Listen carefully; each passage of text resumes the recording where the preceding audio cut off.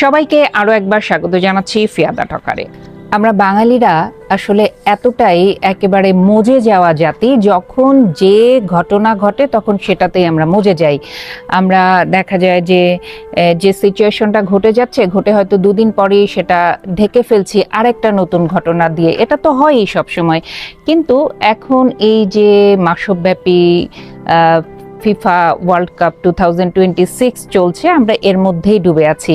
এর মাঝে যে কত ঘটনা ঘটে যাচ্ছে, সেই ঘটনাগুলো হয়তো আমাদের একেবারে মাথার উপর দিয়ে যাচ্ছে, আমরা আর খেয়াল করছি না। আমরা যখন প্রতিবাদ জানাতে শুরু করলাম রামিসাকে নিয়ে, তখন কিন্তু দিন রাত আশেপাশে আরও যে ঘটনাগুলো ঘটলো সেগুলোকে ছাপিয়েও আমরা রামিসা ইস্যুতেই থাকলাম।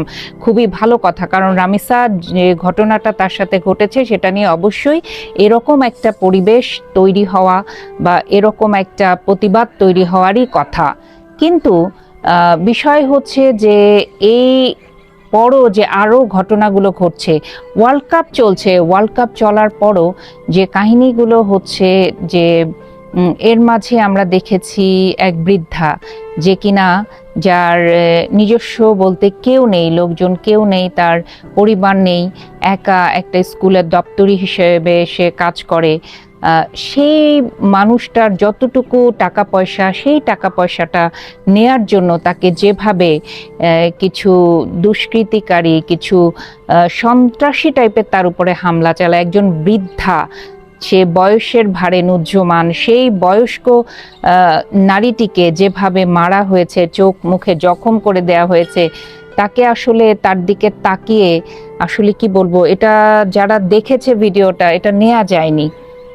তো কষ্ট হচ্ছে যে এই ঘটনাগুলো ঘটছে। ওকে ফাইন, আমাদের ওয়ার্ল্ড কাপ চলছে, আরো অনেক কিছু ঘটনা আমাদের জীবনে ঘটবে, সেগুলো আমরা দেখব, উপভোগ করব। কিন্তু আমাদের জীবনে শুধু একটা মাত্র পার্ট না, ওয়ার্ল্ড কাপ শুধু একটা পার্ট না, হ্যাঁ তাই না? আরও তো ঘটনা আমাদের লাইফে ঘটছে, সেই ঘটনাগুলো আমাদের দেখতে হবে। সেটাকে ছাপিয়ে আমাদের দেখা যায় তখন আর পৃথিবীর কোনো কিছু আমাদের কানে ঢুকছে না, আমাদের মাথায় ঢুকছে না। আমরা শুধুমাত্র যে বিষয়টিতে ফোকাস করছি সেটা হচ্ছে খেলা। এবং আরও একটা খারাপ বিষয় যেটা হচ্ছে যে, ওকে ফাইন, খেলা খেলার জায়গায় রাখবো, খেলা হবে, খেলার মধ্যে জয় পরাজয় থাকবে, দল থাকবে, মতভেদ থাকবে, দ্বন্দ্ব কেন থাকবে? আর আমি একজনকে সাপোর্ট করছি, আমি একটা দলকে সাপোর্ট করছি, সে কারণে আমি সেই দল ছাড়া অন্য সব দলকে খারাপ বলবো, সেই দলের মানুষগুলো ভালো হলেও তাদেরকে আমি খারাপ বানানোর চেষ্টা করব। ওয়াই? হতে পারে আপনি জার্মানি, হতে পারে আপনি ফ্রান্স, আপনি স্পেন, আপনি ব্রাজিল, আপনি আর্জেন্টিনা, হোয়াট এভার, আপনি যে দলেরই সাপোর্ট করেন না কেন, আপনার উচিত আপনি দলের বাইরে যে ভালো খেলছে, যে ভালো করছে, তাকে সাপোর্ট করা। সেই সাপোর্টটা কিন্তু অবশ্যই করতে হয়।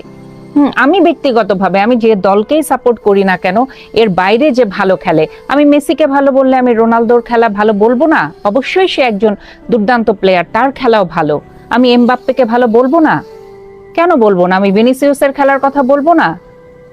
সবাই মিলে যদি আমরা এরকম একটা আচরণ করি যে না, আমি যে দলকে আমি সাপোর্ট করছি সেটাই বেস্ট, সেটার বাইরে আর কোনো দল থাকতে পারে না, আর কোনো মতভেদ থাকতে পারে না, এটা একেবারেই ভুল।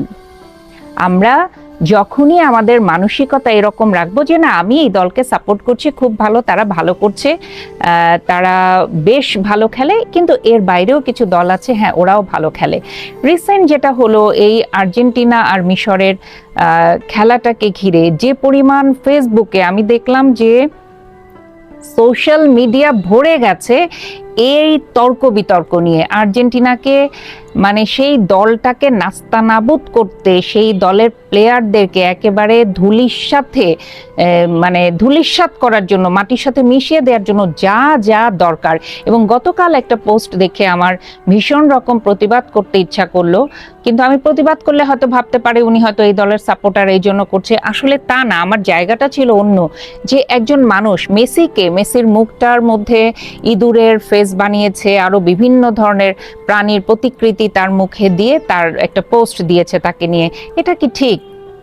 একজন মানুষ, তাকে তো আমরা সবসময় বরাবরই দেখি যে খুব নিরীহ একজন মানুষ, তার মধ্যে আমরা কোনো দেখি না যে সে একজন প্লেয়ার হিসেবে অনেকের অনেক ধরনের বদ অভ্যাস থাকে, সেই অভ্যাসগুলোও তার মধ্যে আমরা দেখি না। আর এক একটা মানুষের পার্সোনাল লাইফ তার পার্সোনাল জায়গায় থাকুক না কেন, খেলাকে আমরা খেলার জায়গায় রাখি।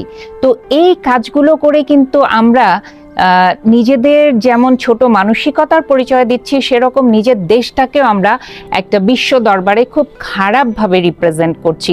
এই দেশটার প্রতি এক আর্জেন্টিনার কথাই যদি বলি, সেখানকার মানুষ বাংলাদেশকে কিন্তু অন্যরকম একটা রেসপেক্ট দিয়েছে। ঠিক আছে, আপনি রেসপেক্ট নিলেন না, কিন্তু তার মানে তো এই নয় আপনি দেশটার মানুষগুলোকে নামিয়ে দিবেন। এই জায়গাটা আমার মনে হয় পরিবর্তন হওয়া দরকার। এই জায়গাটা কেন আমরা আমাদের মানসিকতা দিয়ে এরকম একটা জায়গায় আমাদের দেশটাকে নিয়ে যাচ্ছি? সবচেয়ে আগে তো নিজের রেপুটেশন, নিজের দেশের রেপুটেশন, এই জায়গাটা মনে হয় আমার সবারই চিন্তা করা উচিত। তো একটা দুইটা কথা থেকে আরেকটার দিকে আমি ঢুকে গেলাম, সবগুলোই আসলে সমসাময়িক, সব বিষয়গুলোই আমাকে নাড়া দিয়েছে, এজন্য আমি এই কথাগুলো বলছি। আর আমি জানি না, ভিডিওটা মেক করার সময় আমি একেবারেই ছাদে এসছি ফোনটা হাতে নিয়ে একটু কথা বলবো করে, তো আশেপাশে অনেক নয়েজ চতুর্দিকে, ওইদিকে বিল্ডিং এর কনস্ট্রাকশনের কাজ চলছে, লেবাররাও শাউট করছে, হয়তোবা সেগুলো নয়েজও আসতে পারে, সেজন্য আমি আমার জায়গা থেকে ক্ষমা চাচ্ছি।